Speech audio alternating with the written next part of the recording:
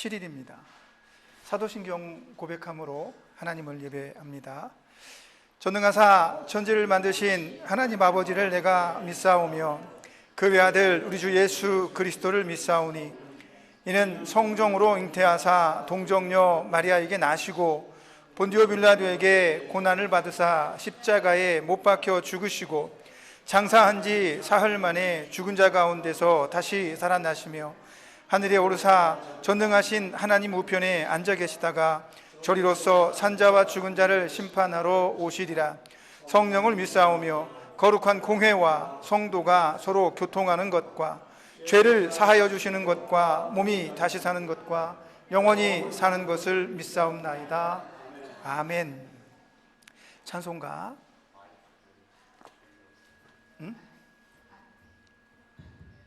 소리가 좀 작죠? 찬송가 428장 찬송하겠습니다. 찬송가 428장입니다.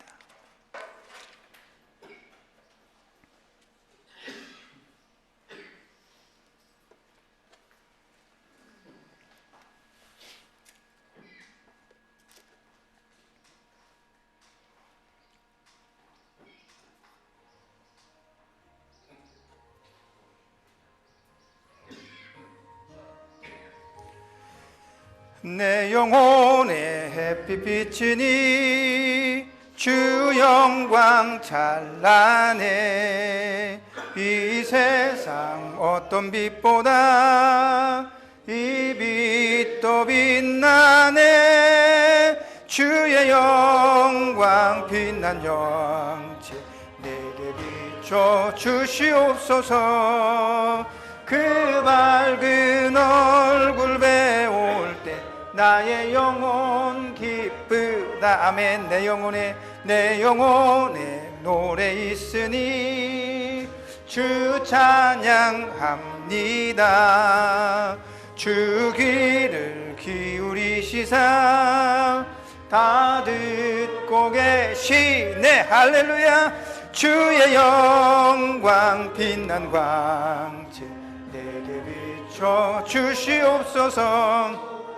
그 밝은 얼굴 배울 때 나의 영혼 기쁘다. 내 영혼의 봄날 되어서 주 함께 계실 때 그 평화 내게 깃들고 주 은혜 꽃 피네. 주의 영광 빛난 광채 내게 비춰 주시옵소서. 그 밝은 얼굴 배울 때 나의 영혼 기쁘다. 아멘. 내 영혼에 희락이 있고 큰 소망 넘치네. 아멘. 주 예수 복을 주시고 또 내려주시네. 주의 영광 빛난 광채 내게 비춰 주시옵소서. 그 밝은 얼굴 배울 때 나의 영혼 기쁘다. 아멘. 제가 기도하겠습니다. 우리 영혼의 햇빛이 비치면, 주님의 빛이 비치면 우리는 그것만큼 행복하며 감사한 일이 없을 것입니다. 예수께서 우리를 불러주셔서 하나님의 아들로 삼아주시고 내 모든 죄를 위해 십자가에 못 박히셨다가 당신이 3일 만에 부활하시며 우리에게도 부활의 소망을 주셨습니다. 우리 인생에 가장 힘들고 한 번도 경험해보지 못한 연약해져가는 순간에 우리는 있습니다. 이 시간 속에 있지만 그래도 우리 육신의 곤고함과 연약해짐은 날로 심해져 갈지 모르나 그럴수록 우리는 더욱더 하나님과 친밀하며 가깝게 여겨지고 느껴지는 그 은혜를 경험케 하여 주옵소서. 그럼 우리가 예배 시간에 예수의 이름을 부르며 하나님의 영광을 위해 노래하며 찬양할 때에 성령님 우리의 가슴을 뜨겁게 하시고 하나님께서 얼마나 우리를 사랑하시는지 나를 얼마나 천국에서 만나기를 학수고대하시는지 그 마음의 심경을 우리도 알 수 있는 예배의 시간이 되게 축복하여 주옵소서. 우리가 예배를 통해 흥에 겹고 즐거우며 감사함을 느낄 때 사단은 우리의 연약함을 공격하기 위해 혈안이 되어 있습니다. 그 사단의 공격에 노출되더라도 성령께서 우리를 굳건히 붙잡아서 결코 사단의 공격에 넘어지거나 쓰러지는 일이 없도록 주께서 이끌어 주시고, 우리가 우리의 마음과 생각으로 우리의 진심으로 믿음을 고백하며 신앙을 고백하며 하나님께 예배할 때 우리에게 뜨거운 하늘의 감격과 은혜를 주시고 하나님께서 우리의 모든 영광을 받아 주시옵소서. 이 시간에도 우리 머릿속에 수많은 생각들, 고민들, 속상함들, 아쉬움들, 과거에 있었던 모든 것들이 다 혼란스럽게 나를 감싸지 않게 하시고, 그 모든 것들은 십자가 앞에 내려놓고 오직 하나님께만 집중하는, 예수의 이름에 집중하는 귀한 시간 되게 하시며 말씀으로 우리의 심령의 골수까지 쪼개는 놀라운 은혜의 역사를 경험하는 아름다운 예배 시간 되게 하여 주옵소서. 주께서 마지막 시간까지 우리와 함께 하시며 우리를 붙드실 줄 믿습니다. 예수님의 이름으로 기도합니다. 아멘. 하나님 말씀 찾아봅니다. 다니엘서 5장입니다. 다니엘서 5장 5절에서 6절 말씀까지 찾아보도록 하겠습니다. 찾으신 줄로 알고 함께 읽겠습니다. 다 같이 5절, 6절을 함께 읽도록 하겠습니다. 시작. 그때에 사람의 손가락들이 나타나서 왕궁 촛대 맞은편 석회벽에 글자를 쓰는데 왕이 그 글자 쓰는 손가락을 본지라. 이에 왕의 즐기던 얼굴빛이 변하고 그 생각이 번민하여 넓적다리 마디가 녹는 듯하고 그의 무릎이 서로 부딪힌지라. 아멘. 오늘 본문의 말씀을 의지해서 우리 영혼의 무게라는 제목으로 하나님 말씀 전해드리도록 하겠습니다. 인생을 살다 보면 또 여기 계신 우리 모두는 인생을 충분히 또 경험하시고 살아오셨습니다. 여러분의 인생이 다 끝나지 않았습니다. 여전히 여러분의 인생은 진행형이며 앞으로 나아갈 것입니다. 그 나아감의 끝은 없습니다. 이 땅에서는 우리의 육신이 힘없고 연약해지고 병들면 더 이상 우리의 몸이 나를 감당하지 못하면 나는 흙으로 돌아갈 것입니다. 그러나 그것이 끝이 아니라는 거죠. 그리스도인들은 끝나지 않습니다. 영원히 하나님 나라에서 계속되는 인생을 경험할 수 있기 때문입니다. 오늘 우리는 하나님의 말씀을 통해서 하나님이 우리에게 무엇을 원하시는지, 어떤 걸 원하시는지 정확하게 읽어낼 필요가 있습니다. 내가 살 만큼 살았는데 뭘 아직도 해야 될 게 있나? 내가 뭘 더 해야 되나? 이런 생각을 가지시면 안 됩니다. 하나님께서 부르실 때까지 우리는 이 땅에 여전히 할 일이 있습니다. 아무것도 아니고 그저 내 입술에서 단 한마디의 기도를 하더라도 우리는 해야 할 일들이 남아 있습니다. 예수님은 이 땅에서 육신의 마지막 힘을 다 쏟아버리고 숨이 넘어갈 때에 다 이루었다라고 말씀하셨습니다. 그 전에는 저 사람들을 용서해 주십시오라고 말했습니다. 스데반은 돌에 맞아 머리가 터지고 깨어졌지만 그는 마지막에 하늘나라의 영광을 바라보면서 하나님, 저들의 죄를 용서해 주십시오라고 말하며 그는 기도했습니다. 마지막 순간까지 자기가 할 수 있는 신앙의 모습을 그들은 보여주었다라는 것입니다. 오늘 저와 여러분에게도 하나님은 같은 것을 원하신다고 생각을 합니다. 우리는 여전히 이 땅에서 무엇을 할 수 있습니다. 그것이 기도이든 찬양이든 말씀을 사모하든 하나님을 향해 앞으로 나아가는 것이든 다른 사람에게 도움이 되는 것이든 아니든 우리는 여전히 이 땅에서 무언가 할 수 있다라는 겁니다. 여러분의 입술이 움직인다면 하나님을 노래하십시오. 여러분의 눈이 무엇인가를 볼 수 있다면 마지막까지 하나님의 말씀을 바라보십시오. 그것이 여러분이 이 땅에서 해야 할 어쩌면 마지막 사명일지도 모르겠습니다. 오늘 본문의 말씀에 보면 벨사살이라고 하는 왕이 등장을 합니다. 이 사람은 느부갓네살 왕의 아들입니다. 많이 들어보셨죠? 느부갓네살 왕. 이 사람은, 이 느부갓네살 왕은 이스라엘을 쳐들어가서 이스라엘의 왕궁에 있는 금고에까지 가서, 그러니까 완전히 이겨버린 거예요. 수도에 들어가서 그 나라를 장악해버린 것입니다. 그리고 그곳에 있는 곳간에 있는 모든 금은 보화를 다 가지고 자기네 나라로 돌아갔어요. 그리고 나서 자기네 나라에서 각종 너무 힘이 세니까 여러 나라에서 전쟁에 승리한 모든 그 금은 보화들을 창고에 보관을 했겠죠. 그리고 어떤 나라에서 가져온 금과 은은 녹여서 자기네 멋진 뭔가를 또 만들었을 수도 있습니다. 근데 이 독특한 게, 이 느부갓네살 왕은 이스라엘 땅에서 가져온, 이스라엘 왕궁에서 가져온, 이스라엘 땅의 그 어떤 제사장들이 쓰던 그런 하나님의 모든 기물들을 가져다가 창고에 보관을 해 놓습니다. 그러니까 이스라엘에서 가져온 하나님의 물건들은 손을 대지 않았어요. 왜 그랬는지는 정확하게 알려지지 않습니다. 다만 생각해 보건대, 다니엘이 모함을 받아서 계략에 빠져서 사자굴에 던져지고 풀무불에 던져지는 이런 엄청난 고난에 빠진 적이 있습니다. 그때에 이 다니엘이 굉장히 지혜로웠기 때문에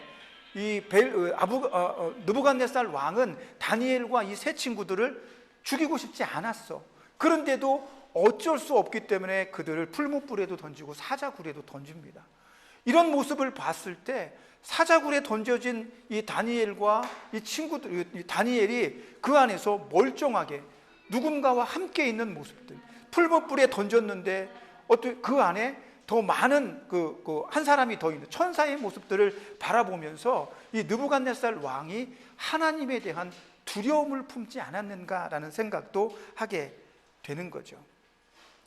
또 성경에 보면 느부갓네살 왕은 다니엘서 4장 36절에서 37절에 오히려 하나님의 영광을 찬양합니다. 하나님께서 저들을 구원하셨다.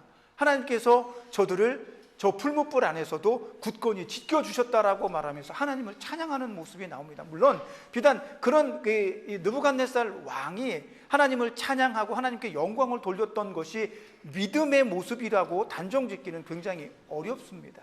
다만 느부갓네살 왕은 하나님, 자기가 섬기는 신은 아니었지만 이스라엘의 하나님 여호와 되시며 하나님 되신 그분에 대한 두려움과 어떤 존경심은 가지고 있지 않았는가. 그래서 어떤 그런 마음에서 이스라엘에서 가져온 모든 기물들을 하나도 손대지 않고 그대로 창고에 보관한 것이 아닌가라는 생각을 하게 됩니다. 어쨌든 그 아버지 느부갓네살 왕은 그렇게 하나님을 두려워할 줄 아는 사람이었습니다. 그래서였을까요? 그래서 하나님은 다니엘과 이스라엘에서 포로로 잡혀온 사람들을 통해서 이 왕국을 통치할 때 하나님께서 함께 하시며 그 왕국이 복을 받는 모습을 보게 하셨던 겁니다. 아이러니하죠. 그 나라 때문에 이스라엘이 망했는데 그 나라의 신실한 그리스도인들을 통해서 그 나라가 부흥하고 강성해지는 모습을 만드셨다는 거죠. 이런 모습을 볼 때 하나님의 사랑은 그리스도인들에게만 국한된 것이 아니었던 것 아닌가라는 생각을 또 하게 됩니다. 그리스도인들 때문에 믿지 않는 사람들도 복을 받을 수 있기 때문에 그렇습니다.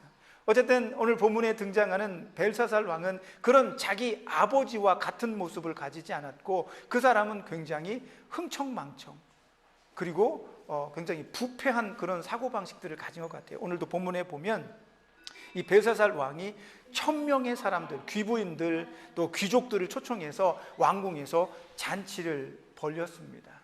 그 잔치를 벌이는 모든 순간들 속에서 이 벨사살 왕은 너무 기분이 좋고 행복하니까 죄송합니다. 마이크가 그냥 이 벨사살 왕이 너무 흥해겼고 즐거우니까 자기 아버지가 전리품으로 빼앗아온 이스라엘의 그 금잔이라든지 은잔이라든지 각기 좋은 것들을 가져다가 그것으로 그 잔치에서 흥을 돋구는 역할을 했습니다. 그런데 갑자기 그 잔치가 파티가 굉장히 행복하고 막 무르익었을 때 이렇게 하얀 벽에 손가락 하나가 나타납니다. 손 하나가 나타나더니 거기다 글씨를 쓰는 겁니다. 글씨를 막 써가니까 거기에 있던 왕이 그것을 보고 순간 두려움에 빠지게 됩니다. 가만히 생각해 보세요. 내가 아무리 술에 취했어도 갑자기 하얀 벽에 손가락에 손이 하나가 나와서 거기에 뭐라고 글씨를 쓰는데 이 사람들은 그 글씨의 뜻이 무엇인지를 알고 있을 거예요. 왜냐하면 그 나라 말이잖아요. 메네메네 데겔 우바라신이라고 쓰여진 글자였습니다. 이 글자는 이 단어들은 수동 분사형인데 이것을 능동으로 바꾸면 이런 뜻이 됩니다. 세고 무게를 달고 나눈다, 이런 얘기입니다. 하나 둘 셋 쉬어서 좋은 것을 이쪽에, 부족한 것은 이쪽에 무게를 달아보는 겁니다. 무거운지 가벼운 건지. 벨사살 왕이 이것을 보면서 굉장히 혼돈에 빠집니다. 과연 이 말이 무슨 뜻이냐. 그래서 왕궁에 있는 박사들을 다 불러다가 이걸 좀 해석을 해봐라. 그러니까 정확한 뜻이 나오지를 않습니다. 그래서 아버지 때의 유능한 신하였던 다니엘을 불러다가 이 뜻이 무엇인지를 해석하기를 요청하죠. 그러니까 다니엘이 벨사살 왕에게 오늘 본문에 나와 있는 이 이야기들을 설명하기 시작을 합니다.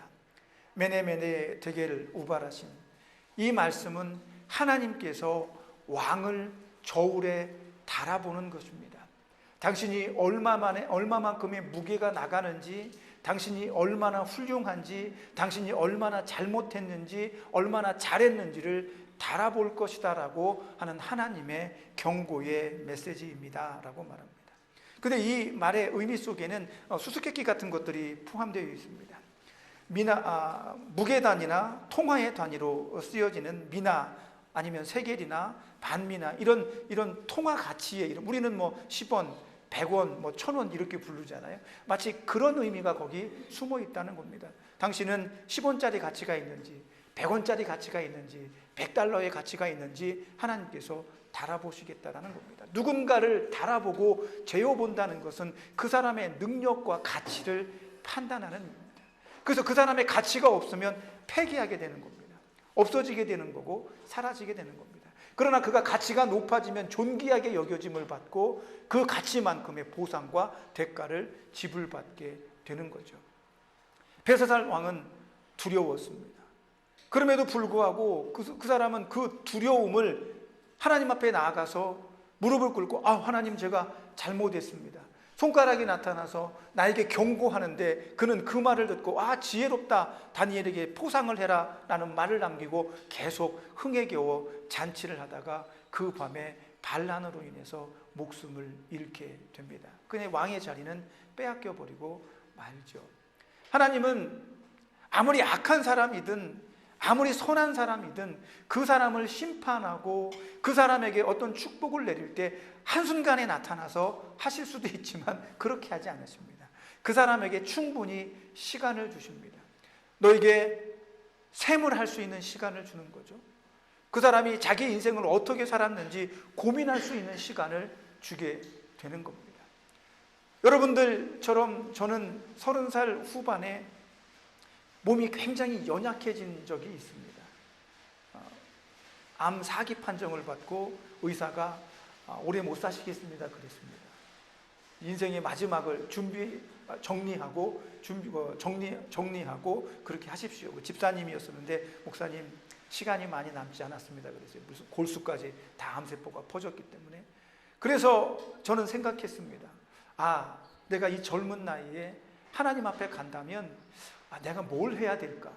주변에 있는 정리들을 쭉 하죠. 최근에 보니까 할리우드의 어떤 여배우가 굉장히 유명한 사람이었는데 암에 걸려가지고 몇 번의 치료를 받았는데 거듭 재발하고 해서 지금 이제 마지막 순간에 더 이상 살지 못하니까 자기의 모든 재산과 모든 것들을 정리한다라고 하면서 착잡한 심경을 그 뉴스에서 이야기하는 걸 본 적이 있습니다.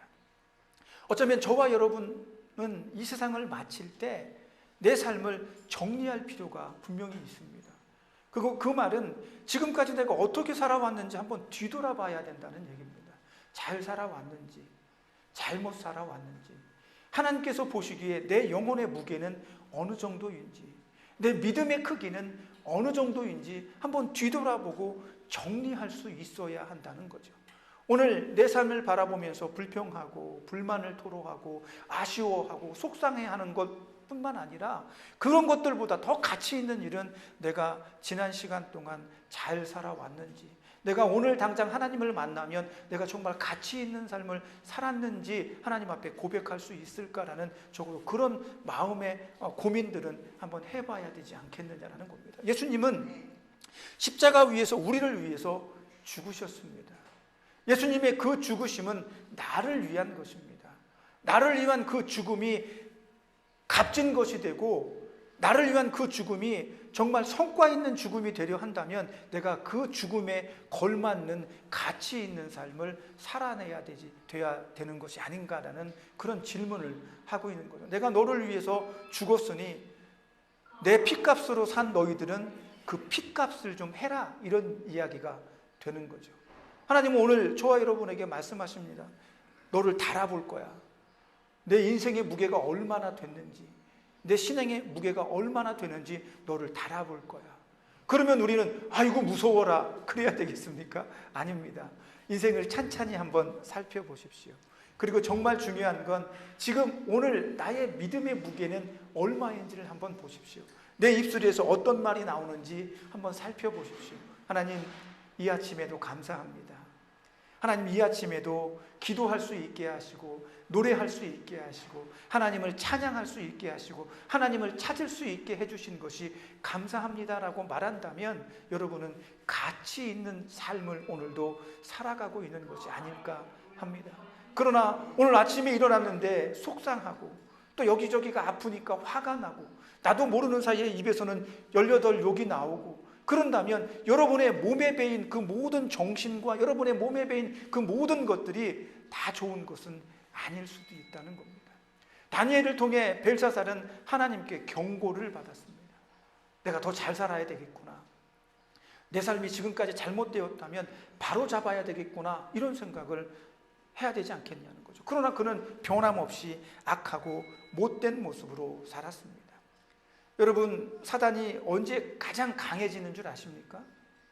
사단이 인간에게 가장 강해질 때는 여러분이 가장 약해져 있을 바로 그 순간입니다. 어쩌면 지금이 아닐까 싶어요. 예수님은 40일 동안 금식했을 때가 가장 약했습니다. 그때 사단이 예수님을 공격합니다. 저와 여러분도 오늘 어쩌면 오늘이 나의 가장 연약한 모습일 수도 있습니다. 그때 여러분은 조심해야 합니다. 내 입술이 부정적이면 안 되고 내 마음이 부정적이면 안 됩니다. 하나님을 바라보고 하나님을 붙잡을 수 있는 믿음이 되어줘야 합니다. 부활하신 예수님은 하늘로 올라가십니다. 제자들을 땅 아래에서 예수님이 하늘로 올라가는 것을 하염없이 바라보고 있죠. 그러나 예수님은 그 제자들의 바라보심에 전혀 상관없이 하늘로 올라가십니다. 어느 순간 이 예수님은 더 이상 제자들의 눈에 보이지 않았습니다. 예수님 어디로 가셨을까요? 하늘나라로 갔습니다. 사람들은 그 시절에 생각했을 거예요. 예수님이 구름 위로 올라가서 우리 눈에 더 이상 보이지 않으면 그 구름 위에가 천국이라고 생각했을 겁니다. 그러나 시대가 변하고 발전하다 보니까 구름 위에 천국이 없다는 게 과학적으로 밝혀졌습니다.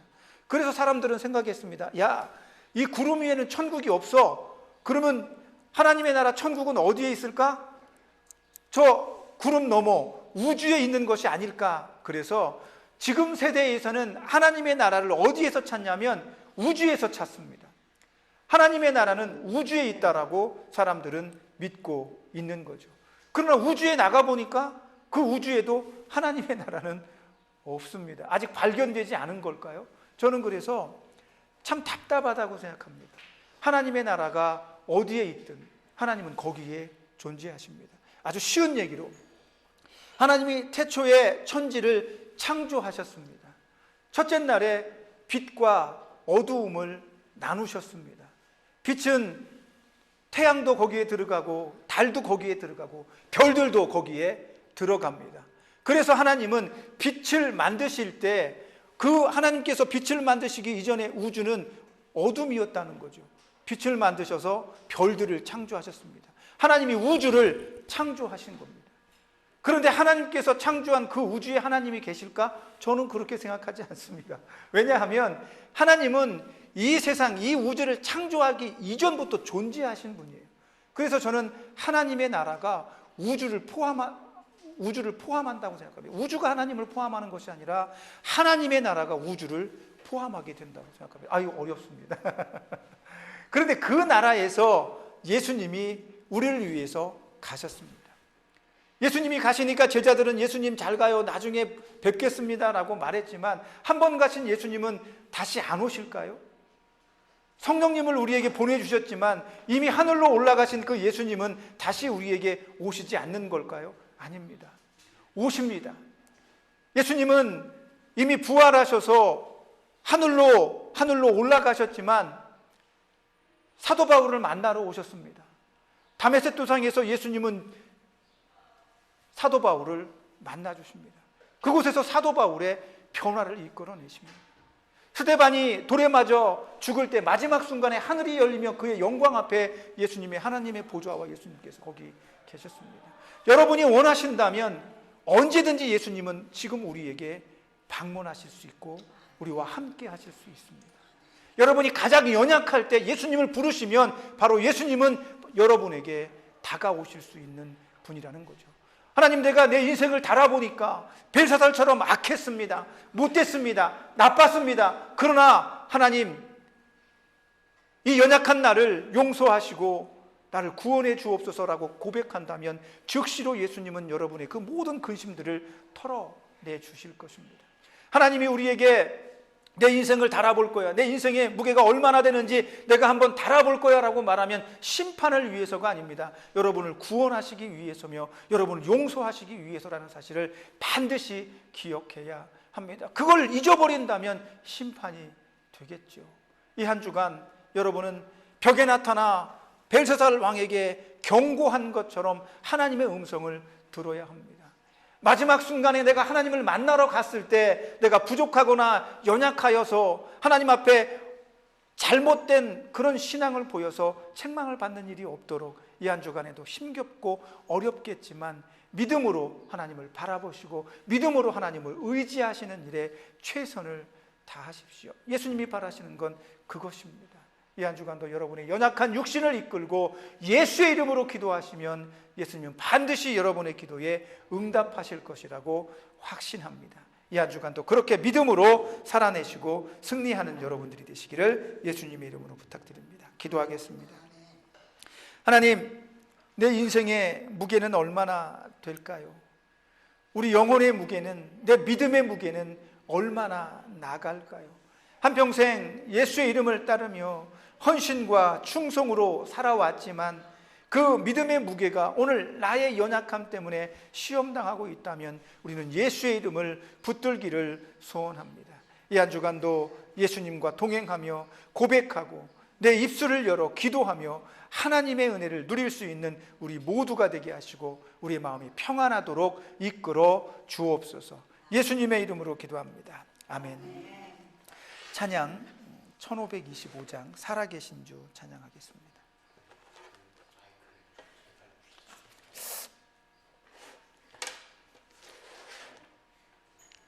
마이크가 접촉이 잘 안 됩니다.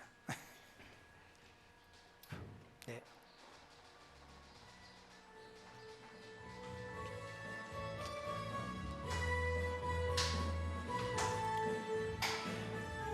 주 하나님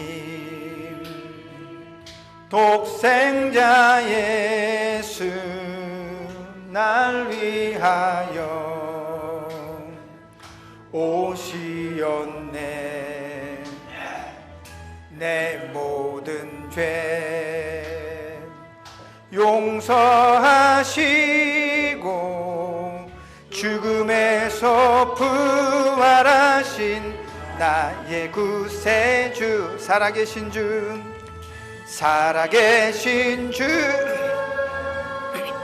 나의 마음 걱정 근심 전혀 없네. 사랑해 준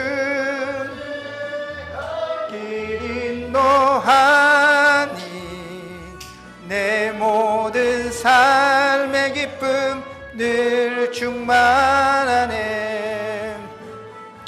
주 안에서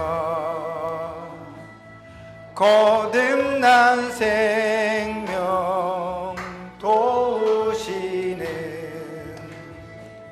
주의 사랑 참 기쁨과 확신 가지고 예수님의 도우심을 믿으며 살리. 아멘. 살아계신 주 나의 참된 소망 걱정 근심 전혀 없네. 사랑의 주 내 갈 길 인도하니 내 사는 삶의 기쁨 늘 충만하네. 그 언젠가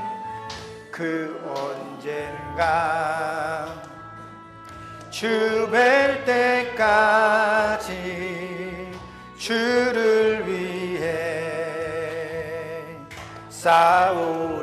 싸우리라. 승리의 길 멀고 험해도 주님께서 나의 앞길 지켜주시리. 아멘. 살아계신 주 나의 참된 소망 걱정 근심 전혀 없네. 사랑의 주 내 갈 길 인도하니 내 모든 삶의 기쁨 늘 충만하네. 아멘. 뭔가 안정되려면 조금 더 시간이 필요한 것 같습니다.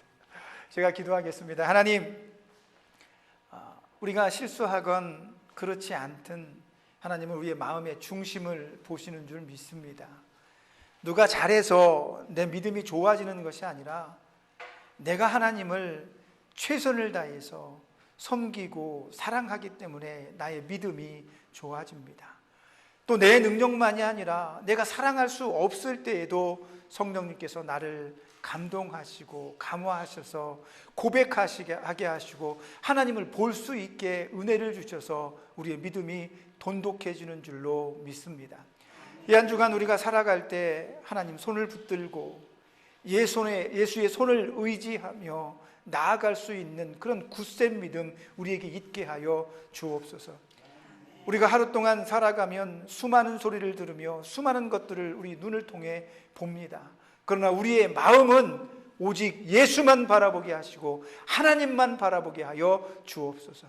일평생 살아오면서 들었던 수많은 말씀들이 내 안에서 아름답게 믿음으로 작용할 수 있도록 성령님 생각나게 하시고 기억나게 하시며 아프고 힘들고 어려울 때는 기도해야 된다는 그 믿음을 가지고 기도하는 우리가 되게 하여 주옵소서. 이 한 시간도 하나님 우리 아프지 않고 병들지 않도록 눈동자와 같이 지키시는 은혜를 경험케 하실 줄로 믿습니다. 우리와 함께 해 주옵소서. 예수님의 이름으로 기도합니다. 아멘.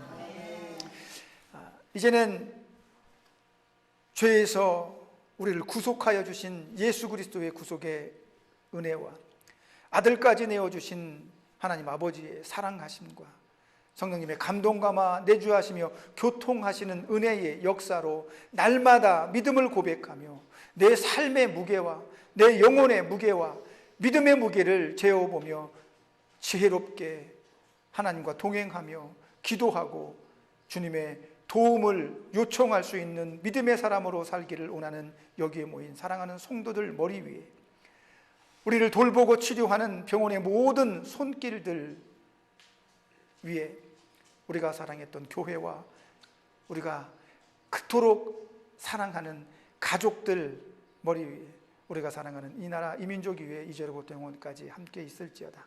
아멘.